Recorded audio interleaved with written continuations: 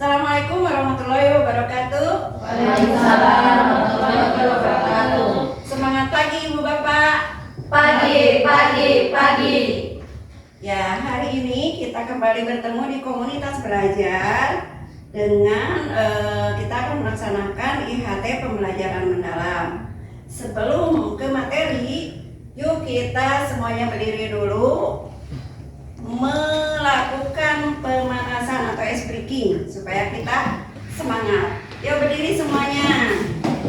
Sudah tahu tepuk semangat? Sudah, Bu. Ya, Ibu contoh kendalanya. Bismillah. Tepuk semangat. Dan ding ding. Dung. Ding dung.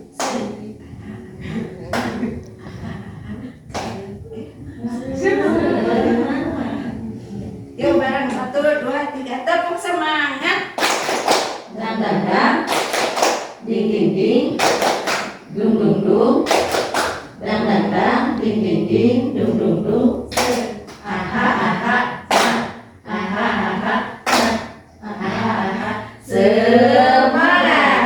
Terima kasih. Tepuk tangan untuk kita semua. Terima kasih atas belajar atau mengingatkan kembali tentang pembelajaran mendalam. Bapak, apa itu pembelajaran mendalam? Pembelajaran mendalam itu adalah pendekatan pembelajaran yang memuliakan dengan menekankan pada penciptaan suasana belajar dan proses berkesadaran, bermakna, dan menggembirakan melalui olah pikir, olah hati, olah rasa, olahraga untuk mewujudkan profil lulusan atau 8 dimensi profil lulusan. Itu pembelajaran mendalam. Ya. Ini untuk menguatkan karena Ibu Bapak sudah pertama dengan Ibu Ani Nur ya. Atau sih ya, ini kan orang gali. Tujuan pembelajaran mendalam intinya ini kalau dirangkum ini adalah 8 profil lulusan ya, membentuk pelajar yang beriman dan bertakwa, mengembangkan kemampuan berpikir kritis, kreatif, kemandirian, kolaborasi, kewargaan, kesehatan, dan komunikasi. Dan 8 tujuannya. Jadi tujuan dari pembelajaran mendalam adalah 8 profil lulusan. Itu muarana. Nah, kerangka kerja pembelajaran mendalam itu ada 4 ya. Ada dimensi profil lulusan yang tadi yang 8. Kemudian kerangka pembelajarannya terdiri dari 4, yaitu praktik pedagogis, kemitraan pembelajaran, pengalaman lingkungan pembelajaran dan pemanfaatan digital. Kemudian pengalaman belajarnya ada 3, yaitu memahami, mengaplikasi dan refleksi. Dan prinsip pembelajarannya ada 3. Ya. Bukan masing nyamut 8. Ya, biasa 8 kilo opatnya. 8, 3, 4. 8 profil, 3 pengalaman belajar, 3 prinsip pembelajaran, dan 4 kerangka pembelajaran. Itu kerangka kerja pembelajaran mendalam. Pengalaman belajarnya memahami, mengaplikasi, merefleksi. Yang sekarang kalau di rumah kerja taksonomi belumnya yang 6C-nya. Taksonomi. C6 mulai dari mengetahui, memahami, aplikasi, analisis, sintesis, evaluasinya genep. Nah, ayo nama ini ada pengalaman belajar mendalam. Ada 3, memahami, mengaplikasi, merefleksi. Itu hasil dari beberapa individu ahli-ahli pakar pendidikannya, taksonomi Solo, John DPOP, sanes kantornya ahli-ahli. Jadi ada 3 pengalaman belajar. Prinsip belajarnya dikatakan sudah mendalam apabila ketiga prinsip tersebut pertama berkesadaran, bermakna, dan menggembirakan. Terus ngatosnya berkesadaran kumaha.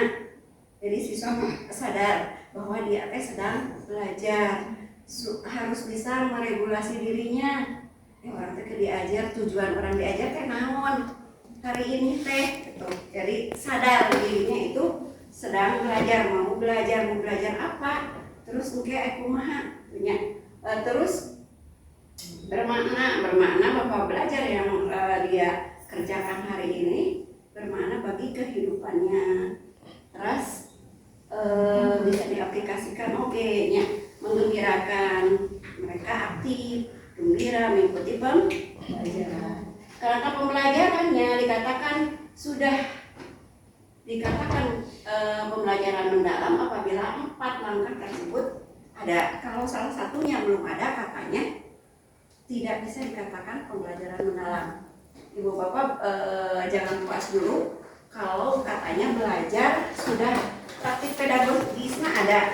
Berarti di ngajar teh tos PBL, tos nganggo strategi teh PBL atau nanti mulai pembelajaran teh inquiry atau nanti naonnya sudah ada, tapi tidak ada kemitraan, tapi tidak ada digitalnya. Nah itu belum dikatakan mendalam. Jadi keempat-empatnya harus ada, praktik pedagogisnya ada, model pembelajarannya apa, terus kemitraan pembelajarannya itu seperti apa. Nah, jeung orang tua, nah jeung siswa antar kelas, kemitraan siswa sareng guru lain, atau dengan orang tua, atau dengan masyarakat sekitar, itu kemitraan. Lingkungan pembelajaran juga, di kelas lingkungan fisiknya seperti apa, di luar atau seperti apa itunya lingkungan pembelajaran. Pemanfaatan digital apa yang digunakan, melalui grup PA atau melalui aplikasi pembelajaran, Erekina misalnya Canva atau apanya, itu kerangka pembelajaran mendalam. Jadi salah satunya tidak boleh tidak ada kalau mau dikatakan pembelajaran mendalam. Terus prinsip pembelajaran mitosnya udah, jadi itu kerangka kerja pembelajaran mendalam. Nah, dimensi profil lulusannya ada 8. Ini yang merah-merah kalau ditandai itu yang dulu mah 6 dimensi profil pelajar Pancasila. Dulu juga ada dimana ketakwaan, kedatuan dan berakhlak mulia dulu itu. Kemudian ada gotong royong, akhirnya kolaborasi. Dulu berkebinekaan global, kreativitas, penalaran kritis, kemandirian. Nah yang baru mungkin kesehatan, komunikasi, keluargaan, seperti itu. Yang dulu masih ada kreativitas, penalaran kritis, kemandirian. Itu 8 dimensi profil lulusan. Nah ini prinsip pembelajarannya, ini yang tadi sudah saya jelaskan. Pertama berkesadaran, jadi siswa kenyamanan peserta didik dalam belajar dipengaruhi oleh fokus, konsentrasi, perhatian, kesadaran berpikir, keterbukaan terhadap perspektif baru dan keinginan terhadap pengetahuan serta pengalaman baru. Jadi siswa sadar, terus ada motivasi intrinsik, motivasi yang ada di dalam dirinya. Saya harus bisa ya materi gitu nya. Bagaimana upaya ibu bapak supaya siswa memiliki prinsip pembelajaran berkesadaran. Salah satunya menyampaikan tujuan pembelajaran. Jadi sewaktu ibu bapak sebelum menjelaskan materi atau tugas-tugas nomor izin tujuan pembelajaran harus disampaikan supaya siswa sadar, kamu hari ini akan belajar tentang kamu, kalian itu nanti harus bisa memahami.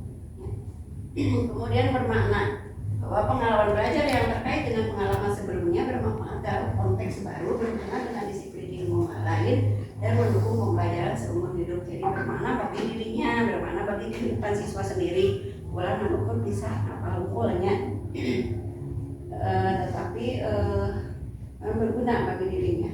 Kemudian menggembirakan lingkungan pembelajaran yang interaktif, jadi lain guru, lain ngabelam-belam bagi siswa. Udah seperti sabinya, ngabelam-belam mencakup aktivitas yang menarik, memotivasi dan menginspirasi untuk mencapai keberhasilan belajar. Itu prinsipnya. Ukur mengetahuinya tadi, tapi paham.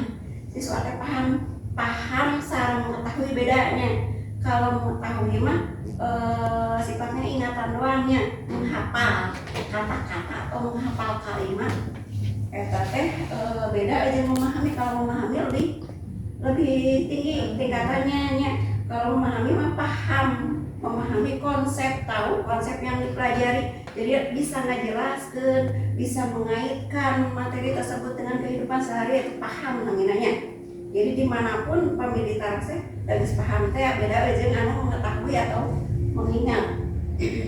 Kemudian aplikasi, jadi aplikasi mah di apa kontekstualnya, itu kontekstual, terus bisa diaplikasikan, bisa digunakan, diterapkan dalam kehidupan sehari-hari. Refleksi, jadi proses di mana peserta didik mengevaluasi. Nah, jadi di akhir kegiatan pembelajaran ibu bapak selalu biasakan anak-anak merefleksi apa dia harus dina RPP. Nah, mungkin pamitan Ibu Ani sareng Ibu Nur di kedepannya kita akan bareng-bareng diskusi tentang perumusan modul ajar pembelajaran mendalam. Siapkan pamitan modul ajar teh kudu kumaha wae. Nah, modul ajar yang dulu yang profil pelajar Pancasila yang kurikulum itunya sareng ayeuna bentennya.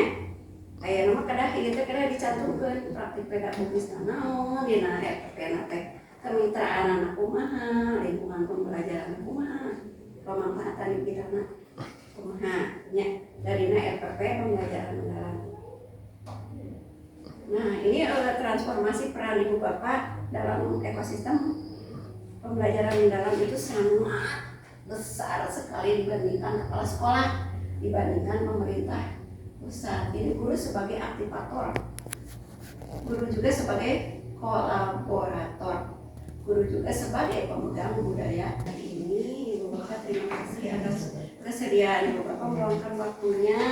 Mudah-mudahan bermanfaat, bisa mencerahkan, mengingatkan kembali tentang pembelajaran mendalam. Apabila ada yang perlu ditanyakan, kita diskusi dan so, mangga ulah isi panginten mangga bertanya ke ayah ibu ini sareng Ibu Ani tahu mungkin tentang pembelajaran mendalam. Pada ayah nu naros ke kata nu bidu pada yang Awis pun ayahnya biasa kita kaget sama tos di kamar sama keluar aja gitu. Tapi kalau RKP kan ya pembelajaran mendalam. saudara sama modul pembelajaran sareng PP perencanaan pembelajaran yang lebih penting.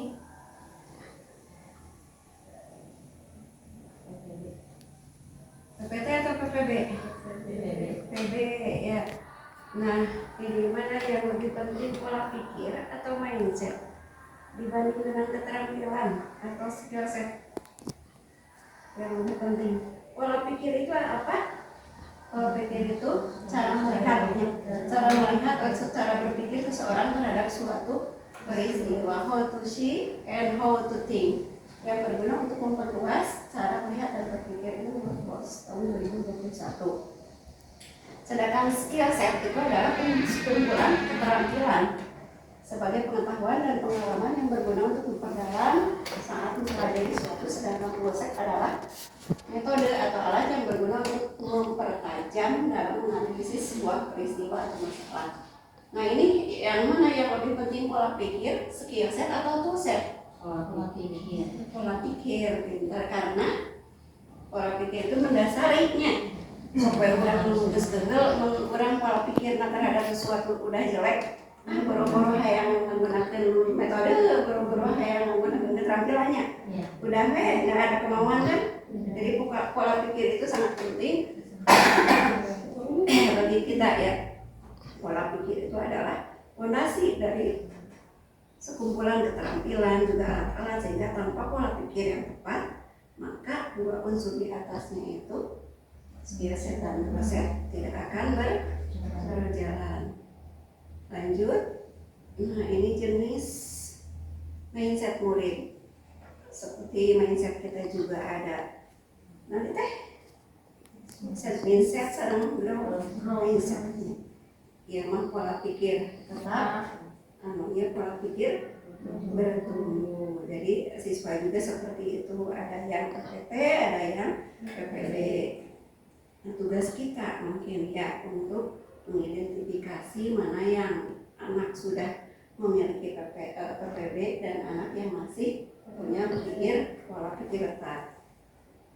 Pola pikir tetap ini didasarkan pada kepercayaan bahwa kualitas seseorang sudah ditetapkan jika seorang memiliki jumlah intelijensi tertentu, kepribadian dan sesuai temannya atas dasarnya.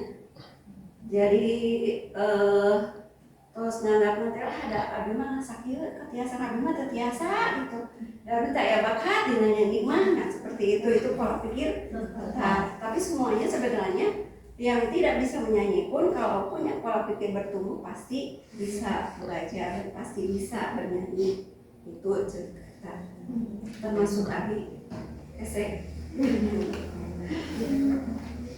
Nah kalau pola pikir berkembang atau bertumbuh, ketika seorang percaya bahwa mereka bisa menjadi lebih pintar, mereka menyadari bahwa jika mereka melakukan upaya itu akan berdampak pada keberhasilan, sehingga mereka bersedia untuk meluangkan waktu lebih agar mencapai keberhasilan yang lebih tinggi. Orang yang tidak mahir bermain musik pada akhirnya akan mahir apabila mau berusaha. Itu yang PPD. Nah ini kalau kira ada atasnya. Terus ini pokoknya kalau orang yang punya pola pikir bertumbuh mah, kalau yang terlalu sulit itu dianggapnya pasti ini bermanfaat untuk saya. Kalau ada yang kritik, orang mau benci, tetapi ini adalah masukan bagi kita, bagi orang yang punya pola pikir bertumbuh. Kalau ada kesulitan, itu menjadikan pelajaran bagi kita. Murah menyerah. Kalau tidak tahu, kita harus termotivasi untuk menemukan. Kalau ada masalah, jangan menghindar, tetapi ini peluang bagi kita. Ini masalah berarti peluang untuk kita lebih maju. Kalau yang PPT, orang yang itu pasti merasa ini itu ada hama itu nah itu ya. Nah di manakah ibu bapak, apakah sudah PPT atau PPB, silakan diisi. Atas mah ibu apa yang atasnya? Soal saya dahulu.